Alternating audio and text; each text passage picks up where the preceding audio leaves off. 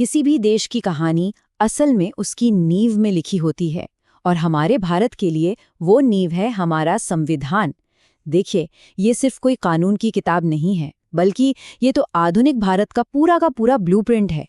तो चलिए आज इसी ब्लूप्रिंट के पन्नों को पलटते हैं और इसके जो मूल सिद्धांत हैं उन्हें समझने की कोशिश करते हैं। लेकिन इससे पहले कि हम आगे बढ़ें, एक सवाल है जो सोचना जरूरी है।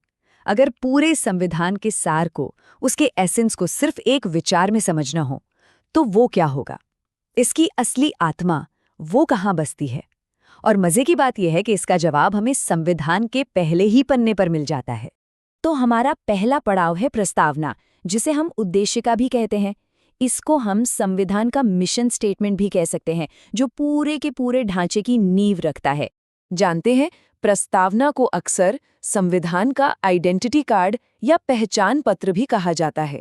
ये बस एक छोटा सा इंट्रोडक्शन है जो पूरे संविधान के मूल्य और उसके क्या उद्देश्य हैं, ये सब हमारे सामने रख देता है। मतलब ये हमें बताता है कि हम एक देश के तौर पर क्या हासिल करना चाहते हैं। इसका भी ना एक अपना इतिहास है, एक सफ़र है।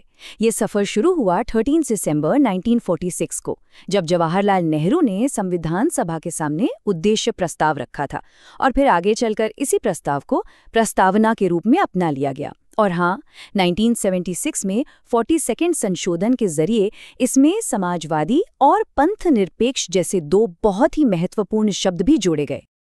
अब प्रस्तावना में 5 ऐसे शक्तिशाली शब्द हैं जो भारतीय गणतंत्र की पूरी कहानी बयां करते हैं। ये शब्द हमारे देश के चरित्र की बुनियाद हैं। चलिए एक एक करके इनके मतलब की गहराई में उतरते हैं। पहला शब्द है संप्रभु, यानी सॉवरन। इसका सीधा साधा मतलब ये है कि भारत अपने अंदरूनी और बाहरी मामलों में फैसले लेने के लिए पूरी तरह से आज़ाद है। हमारे ऊपर किसी भी दूसरे देश का कोई अधिकार नहीं है। अगला शब्द है समाजवादी। जैसा हमने देखा, ये शब्द 1976 में जोड़ा गया था। अब देखिए, भारतीय समाजवाद का मतलब है कि देश के जो भी संसाधन हैं उन पर समाज का अधिकार हो और उनका बंटवारा बराबरी से हो, लेकिन ये सब लोकतांत्रिक तरीकों से हासिल किया जाएगा। फिर आता है पंथ निरपेक्ष, यानी सेक्युलर। इसका मतलब ये हुआ कि राज्य का यानी सरकार का अपना कोई धर्म नहीं होगा। कानून की नज़र में सभी धर्म बराबर है और सरकार हर धर्म का बराबर सम्मान करेगी। लोकतांत्रिक होने का मतलब तो साफ है कि असली ताकत देश की जनता के हाथों में है। सरकार को जनता चुनती है और सरकार जनता के लिए ही काम करती है। सत्ता का जो आखिरी सोर्स है वो कोई और नहीं बल्कि भारत के लोग हैं। और पांचवा और आखिरी शब्द है गणराज्य, यानी रिपब्लिक। इसका मतलब ये है कि हमारे देश का जो मुखिया है, यानी हमारे राष्ट्रपति, वो एक चुने हुए प्रतिनिधि होते हैं। यहाँ किसी राजा या रानी का शासन नहीं है जिन्हें अपनी सत्ता विरासत में मिलती हो। जैसा कि संविधान सभा के सदस्य के.एम. मुंशी ने बहुत ही खूबसूरती से कहा था, प्रस्तावना हमारे देश की राजनैतिक जन्मपत्री है। मतलब एक तरह से ये हमारे देश का भविष्य बताती है कि हमारा राष्ट्र किन आदर्शों पर चलेगा। ठीक है, प्रस्तावना की फिलॉसफी तो समझ आ गई, लेकिन जब हम बार बार ये शब्द सुनते हैं भारतीय राज्य, तो इस राज्य या स्टेट शब्द का असल में मतलब क्या होता है? वैसे पॉलिटिकल साइंस में इसकी एक बहुत ही साफ परिभाषा है। देखिए, किसी भी इकाई को राज्य कहलाने के लिए 4 चीजों की जरूरत होती है। 1, वहां रहने वाले लोग यानी जनसंख्या। 2, एक तय सीमा वाला इलाका यानी भूभाग। 3, उस भूभाग पर शासन करने वाली एक सरकार। और 4, सबसे जरूरी, संप्रभुत्व, यानी अपने फैसले खुद लेने की आजादी। तो अब ये तो पता चल गया कि राज्य क्या है, पर सवाल ये है कि ये राज्य चलता कैसे है। इसको चलाने के लिए भारत ने आखिर कौन सी शासन प्रणाली यानी सिस्टम ऑफ गवर्नमेंट को अपनाया है? देखिए, लोकतांत्रिक सरकारें मोटे तौर पर 2 तरह की होती हैं, संसदीय और अध्यक्षात्मक। भारत ने ब्रिटेन की तरह संसदीय प्रणाली को चुना। इसकी एक बड़ी वजह ये थी कि हमारे स्वतंत्रता सेनानी इस सिस्टम से पहले से वाकिफ थे और ये ज्यादा जवाबदेही भी सुनिश्चित करता है।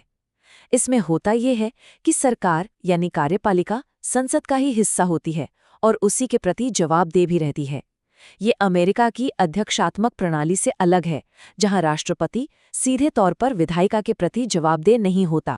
संविधान सिर्फ नियम कानून का एक पुलिंदा नहीं है, ये एक राष्ट्र की पहचान भी बनाता है। और इस पहचान को कौन दर्शाता है? हमारे राष्ट्रीय प्रतीक। तो चलिए अब इन प्रतीकों पर भी एक नजर डाल ही लेते हैं।